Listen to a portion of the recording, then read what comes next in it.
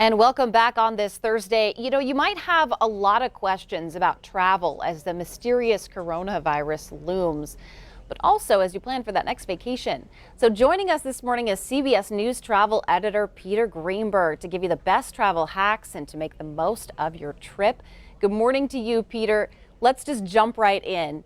Everyone's talking about coronavirus. So what do viewers actually need to know as they are planning that trip with that increased threat of coronavirus? Well, the good news is, and there is good news, that the law of supply and demand is actually benefiting you. Keep in mind that the Chinese outbound market is the largest in the world. It has essentially collapsed.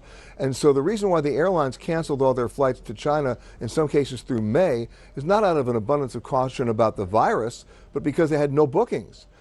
So they had to reallocate their planes. There's a lot of excess capacity, and you have to stop looking at this as just an Asia situation. Where else were the Chinese traveling that they're not traveling now, which means you can go there? London, Paris, other parts of Asia like Thailand. Let me give you an example. The round-trip airfare right now between Boston and London is $255. That's more expensive than nothing. In fact, it's more expensive to fly between Boston and New York than it is to go between Boston and London. And you will see those kinds of airfares all throughout the United States as that capacity exceeds expectations. It's not just going to happen for a week or 2 weeks, it's going to happen for 6 or 7 months. So start looking over to Paris, to London, to Thailand, to other parts of Europe like Portugal and Spain.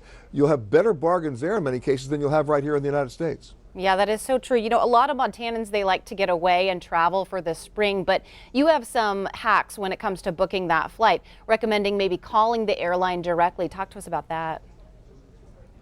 Well, here's the problem. Most people will book their reservations online, and when you do that, you're only seeing 52% of the actual inventory. The airlines and the hotels and the cruise lines, they hold back. So they're only going to show you on your screen what they want you to see.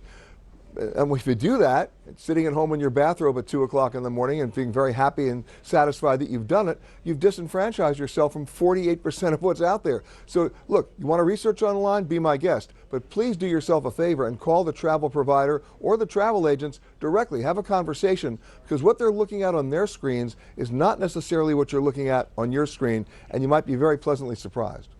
All right, some really good advice from you, Peter. Thanks for joining us this morning. We really appreciate it. You got it. All right, we'll be right back.